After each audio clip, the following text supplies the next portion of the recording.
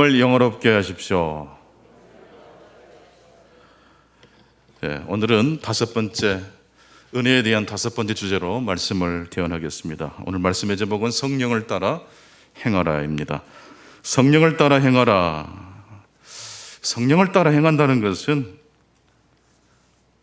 주님께서 원하시는 대로 행한다는 의미겠죠. 그렇다면 우리 주님께서, 하나님께서 우리에게 원하시는 것은 무엇일까요? 두 가지입니다. 갈라디아서를 통해서 하나님께서 우리에게 원하시는 것은 두 가지인데, 첫 번째로 그것은 종의 명예를 매지 말라, 자유해라, 구원을 누려라 라는 말씀을 해주고 계십니다. 갈라디아서 5장 1절입니다. 그리스도께서 우리를 자유롭게 하려고 자유를 주셨으니, 구원을 주셨으니, 영생을 주셨으니, 생명을 주셨으니, 그러므로 다시는 종의 멍에를 매지 말라고 말씀하십니다. 동시에 이제 종의 멍에를 매지 말라고 하시는 말씀과 동시에 하나님께서 우리에게 두 번째로 요구하시는 것은 역설적이게도 서로에게 무엇이 되라는 겁니까? 종이 되라는 것입니다. 복음은 조건 없이 관계없이 그럼에도 불구하고 우리에게 주어진 하나님의 은혜의 선물이라고 그랬습니다. 그리고 그 선물은 반드시 선물 주신 이에게 믿음으로 응답하게끔 되어 있습니다. 그래서 갈라디아서 5장 13절은 이렇게 말씀합니다. 형제들아, 너희가 자유를 위하여 부르심을 입었으니 그러나 그 자유로 육체의 기회를 삼지 말고 오직 사랑으로 서로 종노릇하라. 이제 종의 제도를 폐지한다 라고 한 게 아니고, 여전히 로마 제국이 다스렸던 그 초대교회는 신분 계급 사회가 여전히 있었지만 종이나 자유인이나 관계없이 교회 안에 모이면 그리스도 안에서 하나님의 백성이 될 뿐만 아니라 교회 안에서는 서로 뭔 노릇을 하게 됩니까? 종 노릇하게 된다는 것입니다. 서로 종 노릇하라. 노예 제도를 없애는 것이 아니라 오히려 서로에게 종이 되라는 아주 혁신적인 말씀입니다. 하나님께서 우리에게 원하시는 것은 두 가지입니다. 요한복음 10장 10절은 그 두 가지를 이렇게 말씀합니다. 같이 읽겠습니다. 양으로 생명을 얻게 하고 더 풍성히 얻게 하려는 것이라. 양으로 생명을 얻을 뿐만 아니라 거기에 멈추지 않고 더 풍성히 그 생명을 확장해 나가라. 이제 지옥으로 떨어지는 존재가 되지 않았습니다. 그걸로 끝인가요? 이제 천국 하나님 나라에 맞는 사람이 되어지도록 부단히 하나님의 복음을 영원롭게 하는 삶을 살아야 된다는 말씀입니다. 기독교에서 생명과 구원과 영생을 말씀합니다마는 다른 종교에도 구원과 생명을 이야기합니다. 기독교에서 말하는 구원과 생명은 다른 종교에서 말하는 구원과 어떤 차이가 있을까요? 자, 요한복음 3장 16절을 보시면 우리 성경 전체의 요절입니다. 여기에 이 기독교만의 독특한 복음이 담겨져 있습니다. 같이 읽겠습니다. 하나님이 세상을 이처럼 사랑하사 독생자를 주셨으니 이는 그를 믿는 자마다 멸망치 않고 영생을 얻게 하려 하심이라. 구원의 출발은 하나님께서 우리를 사랑하신다는 것으로부터 시작됩니다. 하나님이 우리를 사랑하셨습니다. 그러면 우리는 마땅히 그 사랑을 받았기 때문에 하나님께 뭘 해야 됩니까? 사랑을 또 드려야 되지 않겠습니까? 그런데 하나님은 우리를 이처럼 독생자를 주시기까지, 우리를 대신해서 십자가의 속죄의 희생 제물이 되시기까지 우리를 사랑하셨는데, 그런 다음에 하나님이 우리에게 요구하시는 건 뭡니까? 사랑입니까? 믿음입니까? 믿음이라는 겁니다. 하나님이 우리에게 구원을 주시기 위하여 사랑을 요구하시지 않고 믿음을 요구하신다는 겁니다. 왜 하나님은 우리에게 사랑을 요구하지 않고 믿음을 요구하셨을까요? 우리에게 하나님을 사랑할 능력이 없다는 걸 아셨기 때문입니다. 그래서 기독교의 구원의 시작은 우리를 향한 하나님의 사랑을 받아 받아들이는 것으로부터 시작합니다. 아버지의 재산을 다 탕진하고 돌아온 아들을 아버지는 아무 조건 없이 그대로 받아줍니다. 이 누가복음 15장에 등장하는 이 비유는 보통 우리가 탕자의 비유라고, 돌아온 탕자의 비유라고 이야기를 하지만 더 정확히 말하면 아무 조건 없이 아들을 영접한 아버지의 비유입니다. 돌아온 탕자라고 말하기보다는 기다리는 아버지가 이 비유의 핵심입니다. 탕자가 돌아와도 아버지가 그 아들을 영접하지 아니하면, 받아주지 아니하면 그대로 끝입니다. 아들 역시 자신을 아들로 처음부터서 아버지에게 받아줄 것을 기대하지도 않았습니다. 그냥 품꾼의 하나로 받아주시면 감사하겠다, 그 정도밖에 아니었는데 아버지는 아들을 품꾼이 아니라 재산을 탕진한 못된 아들이 아니라 다시 유업을 이어나갈 상속자로 그 아들을 영접합니다. 이제 아들에게 요구되는 것은 무엇입니까? 아버지는 조건 없이 아들을 영접합니다. 이제 아들이 해야 될 일은 뭡니까? 자신을 조건 없이 영접해 주신 아버지를 그대로 받아들이는 일, 바로 그것이 아들이 해야 될 일입니다. 아버지가 나를 아무 조건 없이 완전히 받아주셨다는 사실을 완전히 받아들이는 것이 아들이 해야 될 행동입니다. 이것이 바로 성경에서 말하는 믿음입니다. 믿음이 좋다, 참 저분은 믿음이 좋은 사람이야, 열심히 교회 다니고 봉사 열심히 하는 그런 것을 말하지 않습니다. 성경에서 말하는 구원을 얻는 믿음이란 조건 없이, 관계없이, 상관없이 우리를 용납해 주신, 돌아온 둘째 아들을 아무 조건 없이 완벽하게 받아주신 그 아버지를 향하여 믿음으로 나 역시, 우리 역시 내가 완전히 받아들여졌다는 사실을 받아들이는 것, 이것이 기독교에서 말하는 구원 얻는 믿음입니다. 성도 여러분, 여러분들 한 사람 한 사람을 하나님께서 완전히 받아주셨습니다. 조건 없이, 관계 없이, 그럼에도 불구하고 아들로, 상속자로 받아주셨습니다. 완전히 하나님 앞에 우리가 받아들여졌다는 사실을 받아들이시는 것이 성경에서 말씀하시는 믿음의 출발입니다.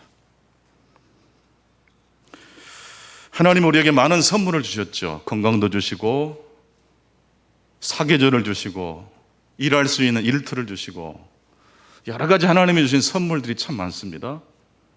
근데 그 중에 하나님의 선물 중에서 가장 빛나는 선물 중에 하나를 꼽으라면 저는 이것을 꼽고 싶습니다. 우정. 우정이란 무엇입니까? 슬플 때 함께 울어주고, 그 다음에 기쁠 때 자기 일처럼 기뻐해 주는 것, 그런 관계가 우정입니다. 보통 슬픔을 나누기는 쉽지만 기쁨을 나누기는 참 쉽지 않다고 합니다. 그런데 진정한 친구 우정을 가진 친구는 나를 어떻게 대합니까? 행복할 때나 불행할 때나 여전히 친구를 대해줍니다. 우정을 움직이는 동력은 무엇일까요? 그냥 그 친구가 좋은 겁니다. 왜 하나님의 복음이 우리를 감동하게 합니까? 그냥 우리를 좋아하시는 겁니다.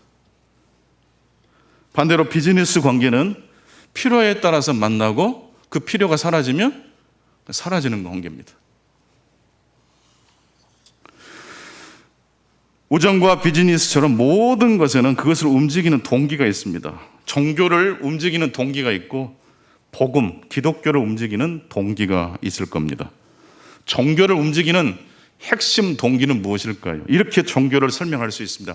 나는 순종한다, 그러므로 나는 받아들여졌다. 이게 종교의 핵심 내용입니다. 한번 따라서 합시다. 나는 순종한다, 그러므로 나는 받아들여졌다. 출발 자체가 믿음이 아니고 사랑으로 출발합니다. 나는 나를 이 세상에 보내주신, 그리고 내 삶을 지켜주신 하나님을 사랑한다. 그러므로 나는 하나님께 받아들여졌다 라고 믿는 신앙이 종교입니다. 반대로 복음은, 기독교는 영생과 구원을 어떻게 얻을 수 있다고 말씀하고 있습니까? 나는 받아들여졌다. 그러므로 나는 순종한다. 이것이 바로 기독교입니다. 같이 한번 해보실까요? 나는 받아들여졌다. 그러므로 나는 순종한다. 종교와 기독교의 차이를 좀 아시겠습니까? 종교를 움직이는 엔진과 기독교를 움직이는 엔진이 차이가 있습니다. 종교는 먼저 출발이 내가 그 신을 사랑해야 합니다. 그 신의 마음에 들도록 행동해야 됩니다. 내 충성이 신을 감동시켜야 됩니다. 내 충성한 만큼 신이 나를 사랑할 것이기 때문에 항상 종교로 자신의 구원을 삼는 사람들은 무엇이 그 마음 밑바탕에 자리 잡고 있을까요? 두려움과 불안입니다. 자신의 충성이 좀 식거나 믿음이 약화되면 당장 어떤 마음이 들어와요? 두려운 마음이 들어와요.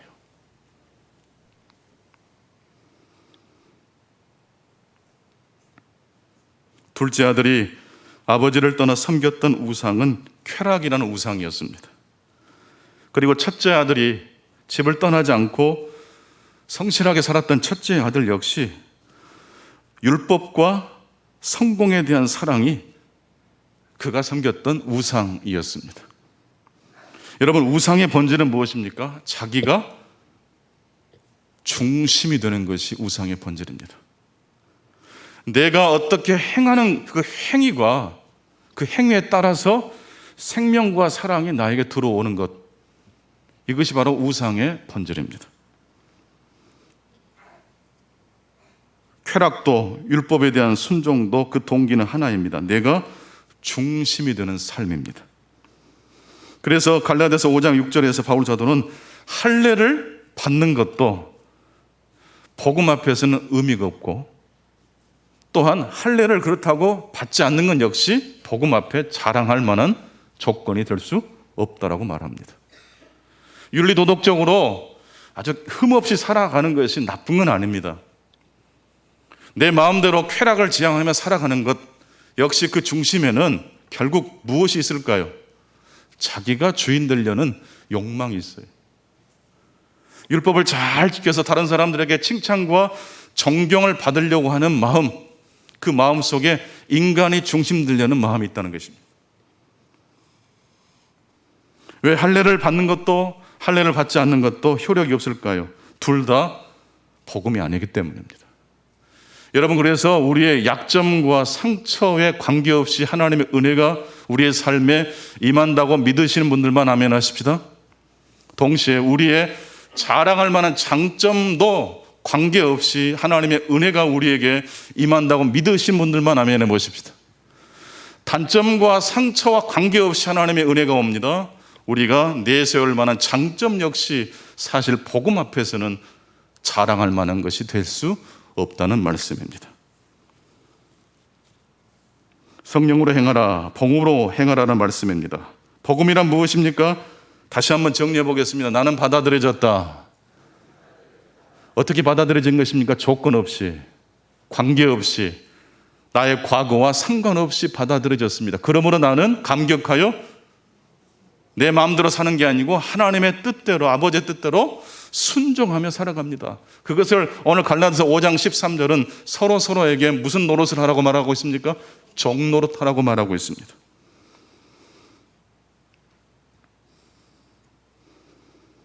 하나님의 세상을 이처럼 사랑하사 독생자를 주셨으니 이는 그를 사랑하는 자마다가 아니라 그를 믿는 자마다. 하나님이 우리를 조건 없이 용납하셨다는 사실을 완벽하게 우리 역시 받아들이는 그 믿음이 우리로 하여금 영생으로 인도하는 줄로 믿습니다. 요한복음 1장 12절은 그래서 영접하는 자 곧 그의 이름을 믿는 자들에게는 하나님의 자녀가 되는 권세를 주셨다고 말씀하고 있습니다. 영접하는 자입니다. 하나님이 행하신 것을 그대로 믿고 신뢰하는 겁니다. 아버지가 아들을 조건 없이 완벽하게 받아주셨다는 사실을 영접할 때에 아들로, 권세 있는 아들로 하나님의 백성이 될 수 있다는 이야기입니다.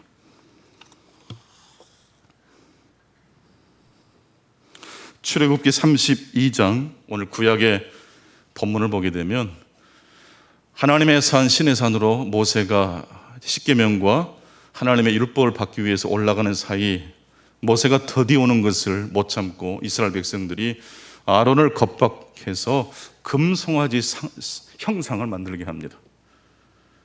여기서 말하는 금송아지 형상은 우상이라고 너무 속단하지 마십시오. 왜냐하면 이스라엘 백성들이 금송아지 상을 만들 때 우상을 만든 겁니까? 하나님의 형상을 만든 겁니까? 하나님의 형상을 만든 겁니다. 이스라엘 백성들이 애굽을 탈출하여 광야까지 인도해낸 여호와의 능력이라고, 그 하나님이라고 아론이 이스라엘 백성들에게 설명하고 있습니다. 그리고 그 금송아지 형상 앞에 이스라엘 백성들이 제사를 드립니다. 어떤 제사일까요? 출애굽 32장 6절에 보게 되면 이튿날에 그들이 일찍이 일어나 번제를 드리며 화목제를 드리고 백성이 앉아서 먹고 마시며 일어나서 뛰놀더라 라고 말씀합니다. 두 가지 제사를 드렸습니다. 번제와 화목제입니다. 뭔가 한 가지가 좀 빠진 제사라고 여러분 생각되실 겁니다. 뭐가 빠졌죠? 속죄제가 빠졌어요. 은혜가 빠졌어요. 조건 없이 우리를 용납해 주시는, 아들을 희생하여 그 값을 지불하여 우리를 속량하신 속죄제가 빠진 채, 번제는 하나님 앞에 충성을 다하는 제사거든요. 온전히 태워서. 그리고 이 화목제는 서로 떡을 나누는 교제의 제사입니다. 열정과 친교가 이루어지는 아주 한바당 잔치가 벌어진 이 현장에 사실은 누가 계시지 않습니까? 성령이 계시지 않습니다.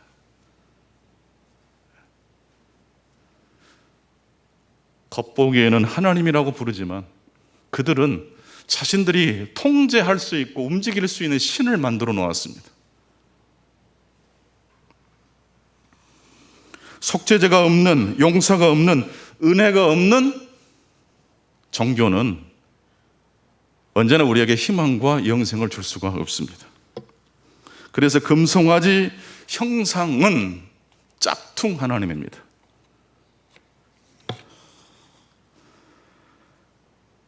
번제, 충성, 화목제, 친교, 이 두 가지만 가지고 우리가 신앙생활 한다고 생각해 보십시오. 열정이 식으면 우리가 어떻게 일어날 수 있겠습니까? 죄를 짓고 우리들이 미끄러졌을 때 어떻게 해결하겠습니까?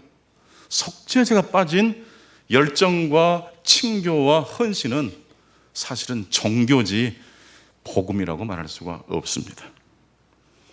하나님은 그래서 이스라엘 백성들에게 금송아지 상을 만들려고 하시지 않고 성막을 만들도록 하셨습니다. 성막에서 드리는 제사, 그 제사의 내용만큼 중요한 게 뭐라고 그랬습니까?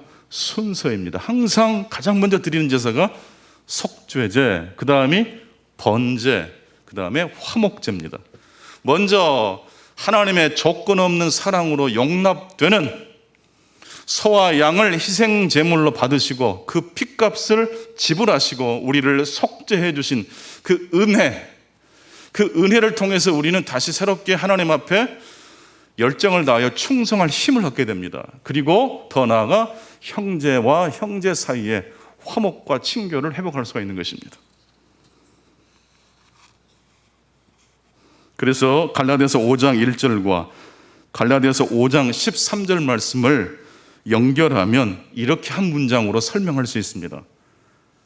갈라디아 5장 1절은 자유, 은혜에 대해서 말씀하셨고 그 은혜를 받은 자가 서로 종노릇 하라는 게 갈라디아 5장 13절입니다. 이걸 이 두 말씀을 연결하면 이렇게 정리합니다. 따라서 합시다. 나는 받아들여졌다.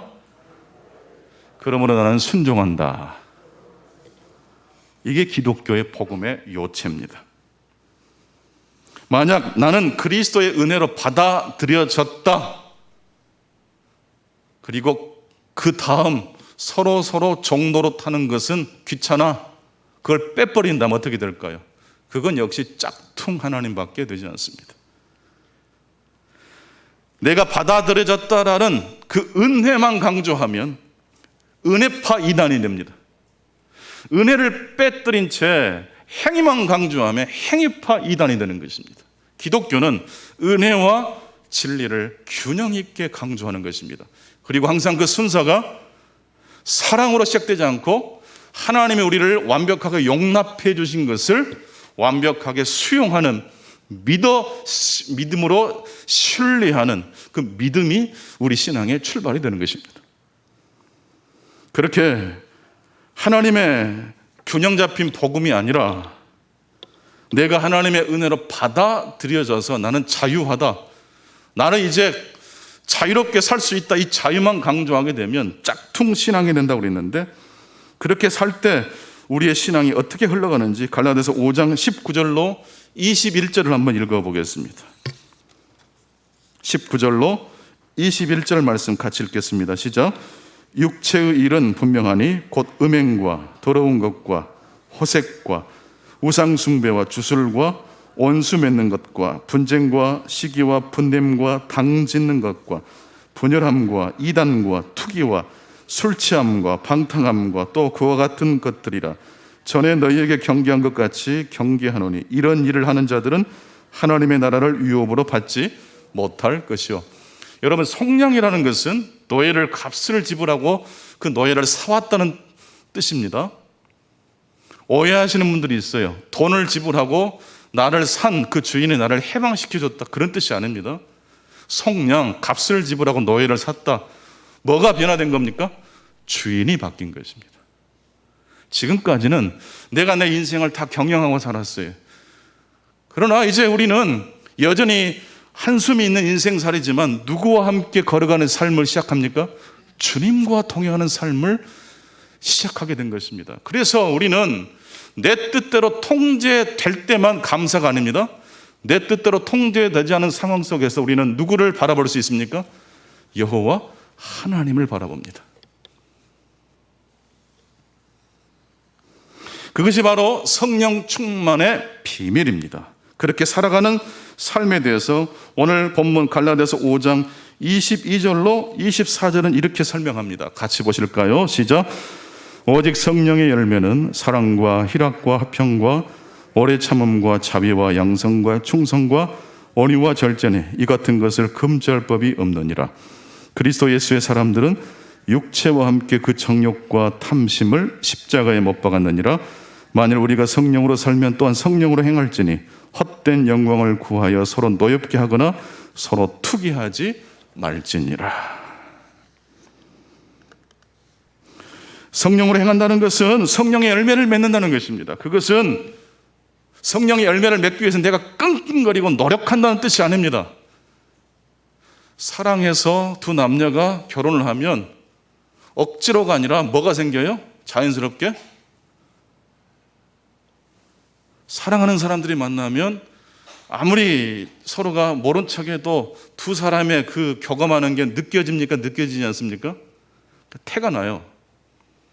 그리고 어느덧 보면 배가 불러오고 애가 나와요.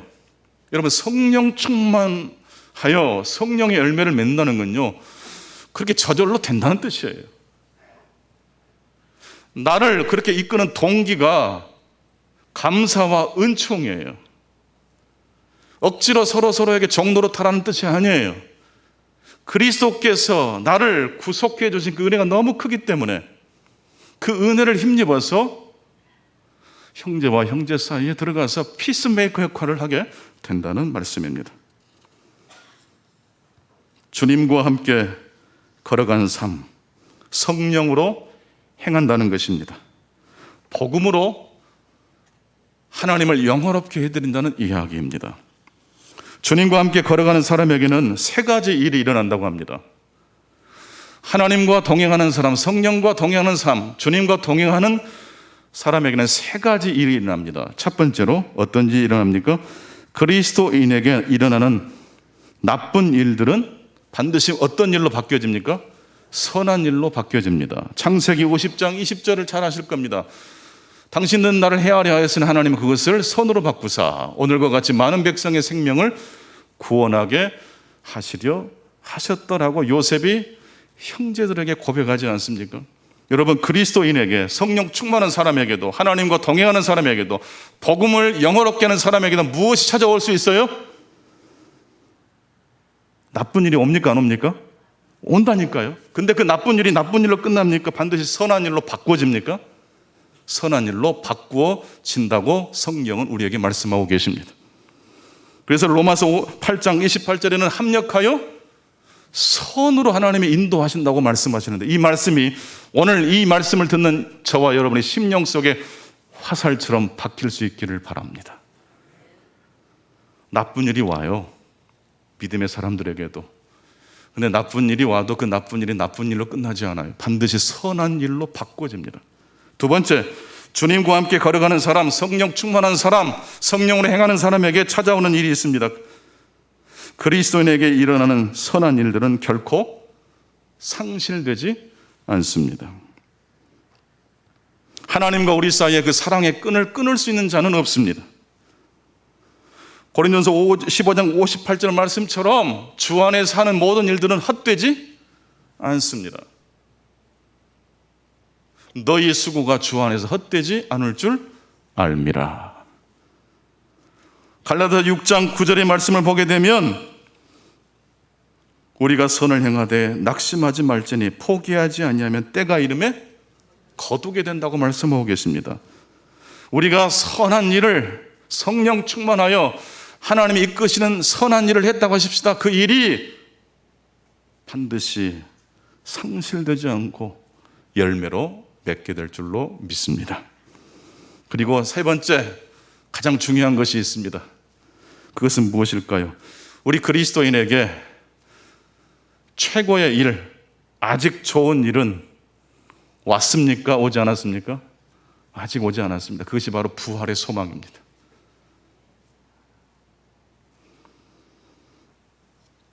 성령 충만이란 복음이 중심되게 한다는 말씀입니다. 복음이란 무엇입니까? 나는 받아들여졌다, 그러므로 나는 순종한다입니다. 이 복음을 가지고 주님과 함께 동행하실 때에 나쁜 일을 만나더라도 그 나쁜 일은 나쁜 일로 끝나지 않고 반드시 좋은 일로 바꾸어질 줄로 믿습니다. 선한 일을 행했을 때 그 선한 일은 당장은 아닐지라도 반드시 열매로 우리에게 찾아올 줄로 믿습니다. 그리고 우리 그리스도인들에게는 아직 최고의 완벽한 구원은 아직 오지 않았습니다. 주님 이 땅에 재림하실 때 그 구원의 드라마는 완성될 줄로 믿습니다. 무슨 일을 하든지 이 복음을 가지고 적용하시고 살아가실 수 있기를 바랍니다. 오늘 예배를 드리면 이제 다시 월요일부터 시작되는 한 주간의 삶이 됩니다. 예배 한 시간만큼 중요한 것이 월요일부터 토요일까지의 일상의 삶입니다. 농사를 짓더라도 직장에 출근을 하더라도 우리의 중심은 내가 왕 되려고 하는 것이 아니라 주님께서 나를 이끄시는 그 은총을 힘입어 어떤 일이든지 해내는 사람이 되어야 될 것입니다. 행복한 결혼 생활의 비밀은 무엇입니까? 우리의 결혼 생활에 무엇이 중심이 되고 있는지를 물어봐야 합니다. 신앙생활 역시 무엇이 중심이 될 때 성령의 열매를 맺게 되는지를 우리가 고민해 봐야 됩니다. 만약 우리들이 나의 배우자에게 결혼의 의미를 두게 된다면, 즉 예쁜 아내, 든든한 남편, 이것이 결혼 생활의 참된 의미의 분명한 조건이 된다라고 의미 부여를 한다면, 허니문 기간에는 너무너무 서로가 죽고 못 살지 않습니까? 아직도 우리 오병조 형제는 신혼이지? 신혼 기간은 좋아요. 근데 이게 시간이 지나고 또 지나가면 상대방에게 소홀해지게 됩니까? 되지 않습니까? 소홀해지게 돼요. 근데 상냥한 아내, 든든한 남편을 행복한 결혼의 비밀로 삼게 된다면, 좋을 땐 좋지만 아내로부터, 남편으로부터 내가 원했던 것이 들어오지 않게 되면 어떤 일이 벌어집니까? 내 통장의 잔고, 행복의 통장이라는 그 잔고가 금방 텅 비게 됩니다. 그리고 그 순간 우리는 우울해질 것이고 패배감에 사로잡히게 될 것입니다. 반대로 든든한 남편, 상냥한 아내가 결혼 생활의 의미의 진정한 중심이 아니라 성령이 우리 결혼 생활, 내 남편과 내 아내와 우리 자녀들의 삶의 중심이라고 생각하시는 분이 계시다면 우리 삶의 은행의 창고는 바닥이 드러나는 법이 없을 줄로 믿습니다. 왜냐하면 끊임없이 성령께서 은혜를 공급해 주시기 때문입니다. 은혜의 창고가 넉넉하기 때문에, 사랑의 창고가 넉넉하기 때문에 설령 남편이, 아내가, 자녀들이 내가 원하는 대로 어떤 일을 행하지 않을 때조차도 우리는 낙심하지 않을 수 있습니다. 오히려 우리는 남편에게, 아내에게, 자녀들에게 아무 조건 없이, 관계없이, 상관없이 친절과 사랑으로 그들을 섬길 수가 있습니다. 이게 서로 종노릇하라는 갈라디아서 5장 13절 말씀의 의미입니다. 억지로 하라는 뜻이 아니에요. 성령으로 내 사랑의 은행 창고에, 금고에 넘치고 넘치게 되다 보니까 흘러가는 거예요. 물론 서로가 볼 때 노력해야 될 점이 있다면 노력해야 됩니다. 부족한 점은 보완해야 되고 결핍된 부분은 노력해서 메꿔야 됩니다. 하지만 우리의 요구대로만 움직이는 배우자를 원한다면, 그런 자녀를 원한다면 우리의 통장 잔고는 금방 바닥을 드러냅니다. 더 나아가서 우리의 요구대로 움직이는 가짜 하나님, 그런 하나님을 모시고 있다면 우리의 삶이 위태로울 때, 우리의 삶에 먹구름이 들어찼을 때 우리는 당장 내가 하나님께 버림받았다라고 생각할 것이에요. 성도 여러분, 결혼 생활의 중심은 완벽한 남편, 상냥한 아내가 아닙니다. 행복한 가정 생활의 비밀은 효도 잘하는 자녀들이 중심이 아닙니다. 그것이 필요 없다는 뜻이 아닙니다. 그보다 더 중심되는 중심이 바로 성령 하나님이 되시기 때문입니다. 하나님 외에 다른 신을 내게 두지 말라. 여러분의 행복한 가정생활의 비밀은 더 좋은 남편, 아내 되기 위한 노력을 멈추지 말아야 되겠지만 거기에서 끝나면 안 됩니다. 우리 그리스도인들은 한 걸음 더 나아가야 됩니다. 하나님을 영화롭게 하시는 여러분의 가정이 되실 수 있기를 축원합니다. 좋은 남편 되는 노력, 좋은 아내 되기 위한 노력 필요합니다. 그러나 거기까지만 머물게 된다면 그건 종교입니다. 내가 의지적으로 노력해서 그 사람에게 행복을 주려고 해보십시오. 금방 바닥이 드러날 때 어떻게 합니까? 실망하고 낙심하게 되고 좌절하게 될 것이에요. 복음으로 내 삶의 중심을 삼는 것이 모든 행복의 근원입니다. 그럴 때 내 정과 욕심이 십자가에 못 박히게 됩니다. 다시 한번 따라서 하십시다. 나는 받아들여졌다. 그러므로 나는 순종한다. 이 복음이 여러분의 통장 잔고에 가득 차게 되실 수 있기를 축복합니다. 이 은혜의 복음이 여러분의 인생의 통장에 가득 채워질 때, 형통할 때뿐만 아니라 인생의 곤고한 날을 지날 때에도 내가 하나님 앞에 버림받았다는 생각이 아니라 그럼에도 불구하고 관계없이 상관없이 나를 사랑하시는 그 하나님의 사랑을 힘입어서 능히 서로에게 종이 되는 기쁨을 누리게 될 줄로 믿습니다. 가수 양희은 씨 이야기입니다. 벌써 노래한 지 50주년이 되셨더라고요. 작년 기준으로. 올해 나이가 이제 70살이 되셨는데 13살 때 아버지가 돌아가셨고 20살 때 어머니의 그 빚 보증과 어머니의 가게가 누전으로 전소되는 바람에 가족들이 하루아침에 길거리로 나앉게 되었습니다.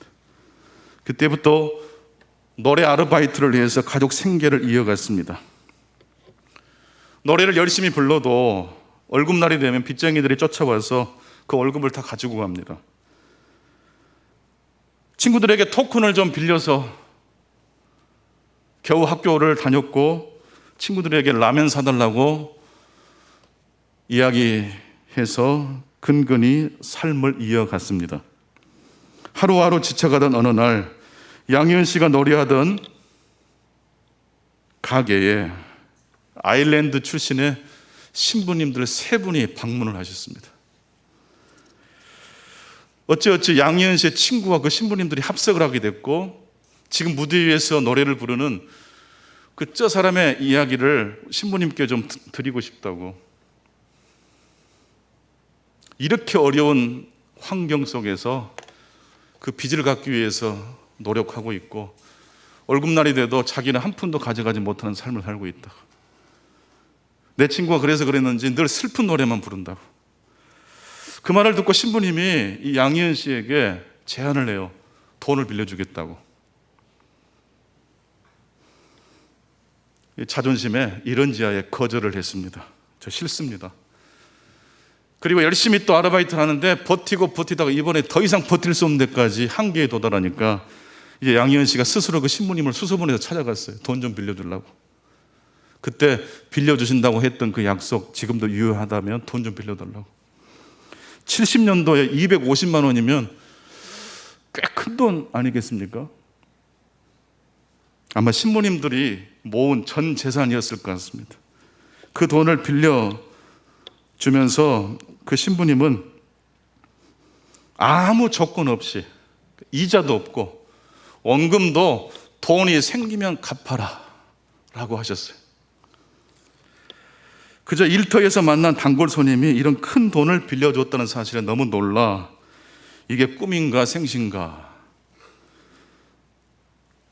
그 돈다발을 들고 이제 뒤돌아서 나오려고 하는 순간 잠깐 미스 양 신부님이 한국말을 그렇게 잘하셨대요.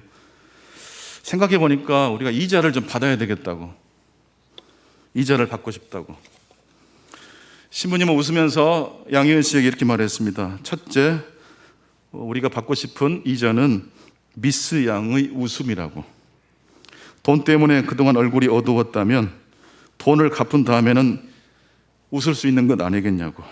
그리고 한 가지 또 받고 싶은 이자는 이 다음에 어른이 되어 지금의 미스 양 같은 처제 젊은이를 만나면 도와줄 수 있기를 바란다고. 이 2가지가 우리가 받고 싶은 이자라고 신부님이 이야기를 했습니다. 그 자리에서 양희은 씨는 활짝 눈물이 핑 돌면서 활짝 웃음을 지었고 뒤돌아서 나왔습니다. 일이 잘 풀리려고 했는지 그때부터 음반을 계약해야 됐고, 음반을 계약하면서 음반사 제작사 사장님에게 얼마를 요구했겠습니까? 양희은 씨가 $250.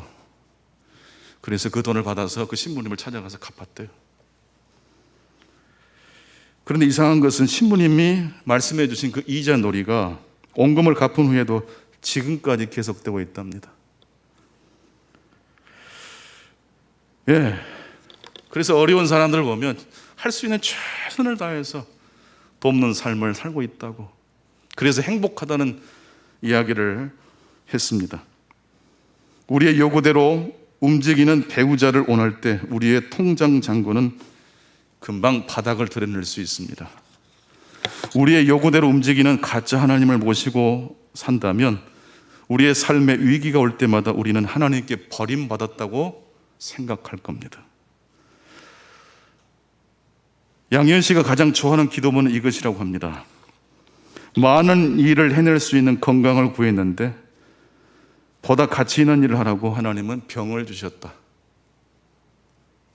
한번 같이 해보실까요? 많은 일을 해낼 수 있는 건강을 구했는데 보다 가치 있는 일을 하라고 병을 주셨다. 30살에 난소암 3개월밖에 못 산다고 그 사망 통고를 받았던 큰 수술을 하고 난 다음에 정말로 그 좋은 의사를 만나가지고 목소리도 잃지 않도록 정성을 다해 수술해 줘서 살아났어요. 그리고 또 한 7, 8년 뒤에 또 난소암이 재발돼가지고 자궁을 다 드러내게 됐죠. 그래서 이 양희은 씨가 좋아하는 이 기도문은 그냥 기도문이 아니에요. 양희은 씨를 살려낸 기도문이에요. 양현 씨가 최근에 낸 그 에세이의 마지막 문장은 이렇게 마무리를 짓고 있습니다. 인생이 하나님이 내게 베푼 모든 실패와 어려움, 내가 한 실수와 결례, 철없었던 시행착오도 다 고맙습니다. 그 덕에 마음자리가 조금 넓어졌으니까요. 인생이 베푼 성공과 열매라고 그러지 않고 인생이 내게 베푼 모든 실패와 어려움, 내가 한 실수와 결례, 철없었던 시행착오도 다 고맙답니다. 그 덕분에 마음자리가 조금 넓어졌기 때문에 만나는 후배들에게 늘상 이렇게 덕담을 해준답니다. 그래라고 그래. 그래라 그래. 그럴 수도 있지. 사람을 한격으로 보지 말고 인생을 그렇게 단편적으로 보지 말고 그래라 그래. 그럴 수 있는 거야. 그렇게 좋은 에너지로, 사랑의 에너지로 많은 사람들에게 유익을 끼치는 삶을 살고 있습니다. 어찌 이것이 양현 씨 한 사람만의 이야기겠습니까? 오늘 이 말씀을 듣고 감격과 감동으로 하나님께 영광 돌리시길 원하시는 모든 성도들의 이야기가 되어야 될 줄로 믿습니다. 아버지 하나님 감사합니다. 복되고 아름다운 이 거룩한 주일, 하나님의 말씀 앞에 저희들이 엎드립니다. 자격 없는 저희들을 구속하여 주시고 자녀로 삼아 주시고 이제는 하나님 나라의 백성으로 소속되게 해주신 것 감사합니다. 감격스러운 그 구원을 힘입어 오늘 또 이제 천국 백성으로서 합당한 삶이 되도록 주님께서 우리에게 베풀어주는 은혜를 기억하며 살게 하여 주시옵소서. 서로에게 사랑의 빚을 지고 사랑의 빚을 지어주는 그런 아름답고 살아있는 행복한 삶을 살아내는 우리 모두가 되게 해 주옵소서. 예수 그리스도 이름으로 기도하옵나이다. 아멘.